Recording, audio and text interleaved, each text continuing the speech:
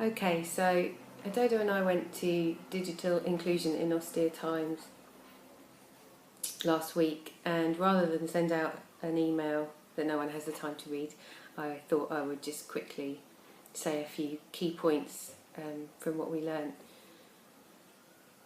So the first speaker was a lady from Lambeth who she didn't work for the council, she worked for a different organisation, and she ran volunteer-led workshops in libraries, and she was really passionate about the importance of connecting the community and how much of a powerful tool libraries are, which was brilliant. And so she runs two things called Digital Tuesdays and the Digital Bazaar, and their aim is to be like a social media surgery for the people of Lambeth.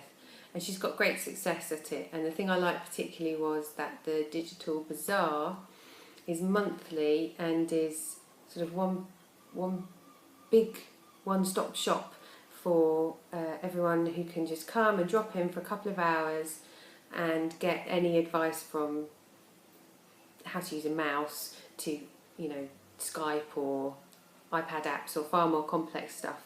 And she gets loads of volunteers for it. And everyone loves it, and it works really well. They had some discussion around whether they thought that would work so well if it's the council that's asking you to be a volunteer, because there might not be so much sort of goodwill around it being more of a community organisation. And I guess sense of ownership is really important. So whatever we do, we have to get people feeling engaged and involved and owning it and making the decisions and helping from the start. But also, we do have volunteers at Council Connect, so I do think we'd get people who would be interested in running a digital bazaar, which is very much like Council Connect service anyway, but Council Connect is one-to-one, and this is like a great big get-together. And it seemed like a really good way of advertising what the other services around are. So we could have like a monthly digital bazaar, and then we'd be able to let people know about the help they could then subsequently get in their local area and in their local library. She said she just had a list, emailed people when the next one was, and some people would come every time and help, some people would come once or twice. If someone had said, no, I can't make it 6 times, she would just email them again to say, am I bugging you? Should I take you off the mailing list?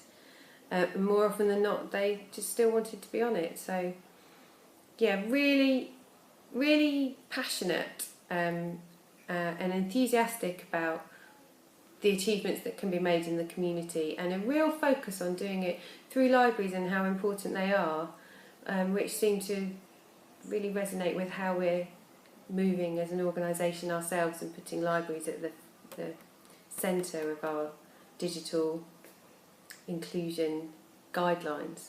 So that was great. Citizens Online then told us about how once you've trained residents, many more people start accessing government online services. You can see there more after 3 months of their training, and then after 6 months 40% are using online government services compared to less than 5% before they were trained. So those numbers speak for themselves. But the reason that they wanted to go online and were interested in training is not to access online government services. 3% say that was one of their reasons. So again, it reinforces the message of doing it for reasons that people want to do it. Hobbies, interests, how to use the internet, keeping in touch with family and friends, online shopping, the interesting stuff. But then they do start to use government services a lot more as a result. What was also great about his presentation was, look at that slide, the format's all over the shop, and yet it's talking about a longitudinal impact study with huge, fantastic numbers and information about all the people that they've helped and the amount of people now online and benefiting from it.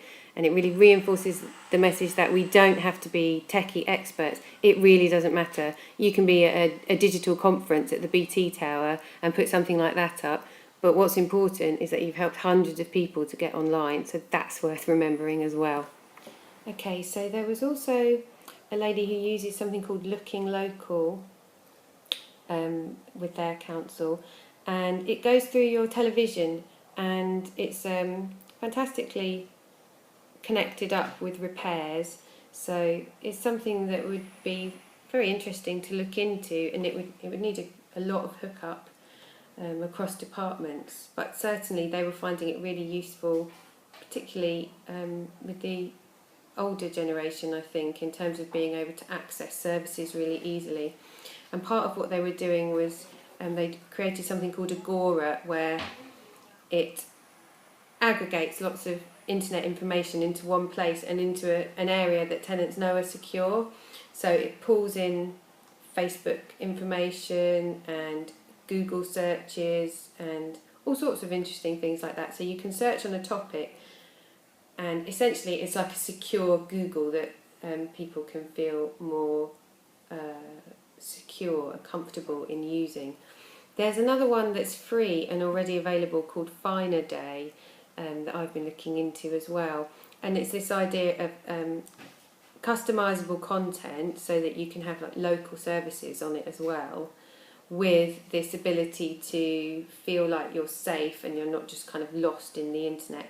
So they gave an example of someone, I think it was searching something about knitting, and so, or over 50s clubs or something.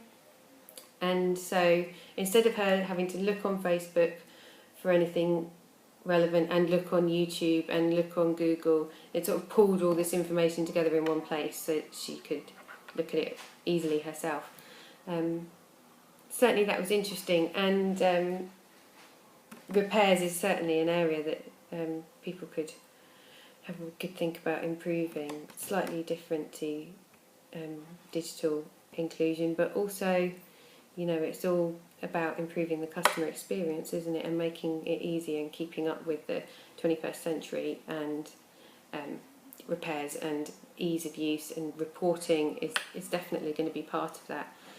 Although I think with the televisions it kind of gets into telehealth a bit as well, so that's an even bigger conversation. But yeah, that was interesting too. And hey, check out The View. It was really cool.